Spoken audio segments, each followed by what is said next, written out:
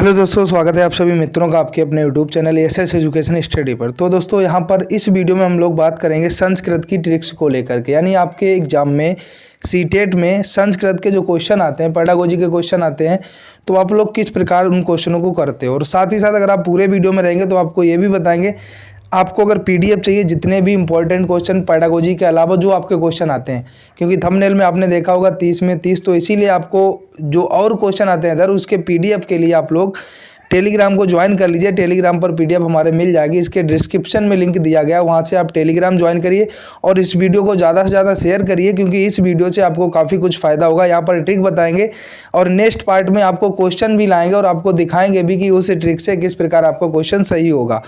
तो चलिए दोस्तों स्टार्ट करते हैं क्वेश्चन को। सबसे पहले आपके सामने कुछ कीवर्ड आएंगे, आप लोग देख रहे होंगे। सबसे पहले कुछ कीवर्ड हैं जो जब प्रश्न जो सकारात्मक हो, तो जैसे परस्परम विचार विमर्शा, इससे आपको क्या पता चलता होगा, यानी परस्पर विचार विमर्श।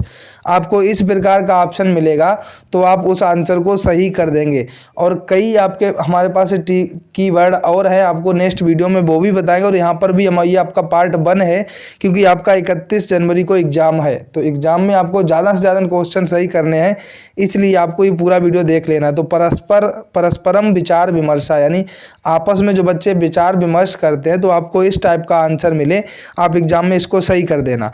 दूसरा पॉइंट आपका दिया गया है विभिन्न कार्यक्रमेषु अवसरा, यानी बच्चों को ज़्यादा से ज़्यादा कई प्रकार के कार्य करने के अवसर मिलने चाहिए, ये आप लोग जानते ही हो। तो देखो वहाँ पर आप जब हिंदी की पेडागोजी करते हो तो विचार विमर्श लिखा होता है, यहाँ पर परस्परम विचार विमर्शा लिखा हुआ है। कार्यक्रमेषु अवसरा, यानी विभिन्न कार्य करने का अवसर दिया जाता है हिंदी में, यहाँ पर संस्कृत में इस प्रकार हो गया। पहली चीज़ आप ये याद रखिएगा, जो हिंदी पेडागोजी के आप टैग वर्ड जानते हो उसी प्रकार इसके भी याद रखिए।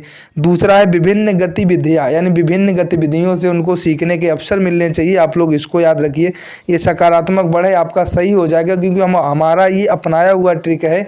क्योंकि यहाँ हमने जब संस्कृत जो आपका व्याकरण होता है वो इतना ज़्यादा हमें भी नहीं आता था, लेकिन इस ट्रिक को अपना करके हम संस्कृत व्याकरण और संस्कृत के क्वेश्चन मिला करके 30 में 26 सही करके आए थे। अगर आप लोग इसको अपनाएंगे तो आप 30 में 30 भी कर सकते हो, क्योंकि काफ़ी लोगों को संस्कृत व्याकरण अच्छी तरीके से आता होगा, तो वो 30 में 30 भी सही कर सकता है भाई। लेकिन हमारे 26 सही हुए थे, 30 में 26 पेडागोजी के क्वेश्चन इसी ट्रिक को अपनाकर, इन्हीं कीवर्ड को अपनाकर सही करके आए थे। तो इसीलिए आप लोगों को बता रहे हैं, आप लोगों तक ये ट्रिक शेयर कर रहे हैं। फिर है स्वपठानुगुणम स्वपठनम, यानी जो बच्चे खुद से स्वयं से जो पठन का अध्ययन करके जो उनके अंदर विकास होता है, ये आप लोग याद रखना। व्यवस्थित प्रयोगा, तो व्यवस्थित प्रयोग ये भी याद रखना। एक चीज़ और बता दें, यहाँ पर जो कॉलम में आपको दिख रहा होगा ये लिखा हुआ है कि क्वेश्चन जब पॉजिटिव है तब एकमात्र केवलम सर्वदा, ये नहीं होगा, याद रखिए। एकमात्र क्या, एक लिमिटेड हो गया, केवलम ये भी लिमिटेशन हो गया, सर्वदा।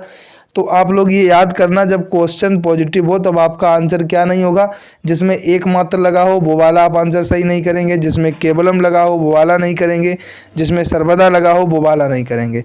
आगे चलते हैं। आगे आपका है विद्यार्थी नाम रुचिर गुणा गुणम, यानी विद्यार्थी के रुचि के अनुसार, विद्यार्थी के गुणों के अनुसार। तो ये तो आप लोग जानते हो, रुचि शब्द क्या है, पॉजिटिव है। पाठे रुचि वर्धनम, इसमें भी रुचि आ गई है, तो आप लोग इसको भी याद रखिएगा। सहानुभूति प्रकटनाथ घाताम अवसरम ददाति, यानी सहानुभूति तो आप लोग जानते हो, सहानुभूति सहिष्णु, यानी तो ये चीज़ तो आप लोग जानते हो। तो प्रकटनार्थ घाताम अवसरम ददाति।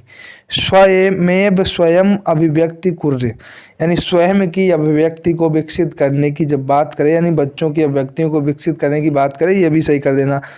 छात्रा स्वानुभवाधारेण, यानी छात्र के स्वयं के अपने अनुभव, इसका मतलब क्या है, छात्र के स्वयं के अपने अनुभव, पॉजिटिव वर्ड में आएगा। विद्यार्थी नाम आवश्यकता अनुरूपम, विभिन्न संदर्भेषु शब्दानाम प्रयोगा, यानी कई तरीके से, यानी कई तरीकों से, कई अर्थों से संदर्भ, किसी भी शब्द के बारे में जानकारी देना बच्चों को, ये भी आपका पॉजिटिव वर्ड में आएगा। नेक्स्ट आपका पॉइंट ये है 64 की, सभी बालकों की भाषा अध्ययन करने की जो क्षमता होती है जन्मजात होती है, ये तो आप लोग को पता ही है। तो इतने तो आप ट्रिक, पहले तो टैग वर्ड याद करेंगे इतने, यहाँ से आपका स्टार्ट हुआ है। और ये जो कोष्टक में लिखे थे, जब वाक्य पॉजिटिव है तब आपको एकमात्र केवलम और सर्वदा नहीं करना है। इसके बाद में इतने आपके टैग वर्ड ये हो गए। इसके बाद में यहाँ पर आपका एक पॉइंट ये हो गया, इसको भी याद रखिएगा कि चौमास्की ने क्या कहा है, सभी बालकों की भाषा ग्रहण क्षमता जो होती है वो जन्मजात होती है। ट्रिक आपकी क्या है, देखो जब आपको कोई आंसर समझ ना आए, जब आपकी कोई एक आध, जैसे कोई क्वेश्चन ऐसे होंगे जो ट्रिक से नहीं फंसेंगे, तो एक सबसे बड़ा विकल्प चयन करिए आप। 75 से 85% सही होने की आसार होते हैं अगर आप बड़ा विकल्प चयन करेंगे। सबसे छोटा 20 से 25% आसार होता है कि सही हो जाए, तो आप सबसे बड़ा चयन करेंगे। छात्र केंद्रित कक्षाया हो, छात्र केंद्रित अनुदेशन हो, वैयक्तिक अनुदेशन होता है। आप लोग याद रखिएगा, छात्र केंद्रित अनुदेशन जो होता है वो क्या होता है, वैयक्तिक अनुदेशन। इस पॉइंट को याद रखिए। कुछ आपको चीज़ और बता दें, आपसे एक क्वेश्चन ये भी आएगा, व्याकरण शास्त्र में त्रिमुनि कौन कौन कहे जाते हैं, तो पाणिनि, पतंजलि, कात्यायन। ये आप लोग याद कर लीजिए भाई, ये चीज़ याद कर लीजिए क्योंकि यहाँ से क्वेश्चन आता है। एक अष्टाध्यायी के लेखक पूछे जा सकते हैं तो पाणिनि है। अष्टाध्यायी में कितने अध्याय हैं, 8 अध्याय हैं, प्रत्येक और 32 पाद हैं। प्रत्येक पाद में जो आपके अध्याय होते हैं वो 4 होते हैं, सॉरी प्रत्येक अध्याय में 4 पाद होते हैं, ये भी याद रखिएगा। तो इस तरीके से आप लोग याद रखना। इसके बाद में आपसे पूछा जा सकता है वृद्धिरौढ़च, प्रथम अध्याय, प्रथम पद, प्रथम सूत्र। ये वृद्धिरौढ़च है, ये प्रथम अध्याय है, प्रथम पद है प्रथम सूत्र का। आयुर्वेद शास्त्र के विद्वान पूछे जा सकते हैं तो पतंजलि। योग शास्त्र के प्रणेता पूछे जा सकते हैं पतंजलि। कात्यायन का दूसरा नाम भी बररुचि है, ये भी याद रखिएगा। पतंजलि की रचना महाभाष्य ने की। व्याकरण शास्त्र में सूत्रों की संख्या 3978 है। अष्टाध्यायी लगभग 4000 हैं इसमें। अष्टाध्यायी पंचांग व्याकरण है जिसमें आपके ये 5 हैं, सूत्र पाठ, धातु पाठ, गढ़ पाठ, उड़ारी पाठ और लिंगानुशासन। तो आप लोग ये चीज़ भी याद रखिएगा।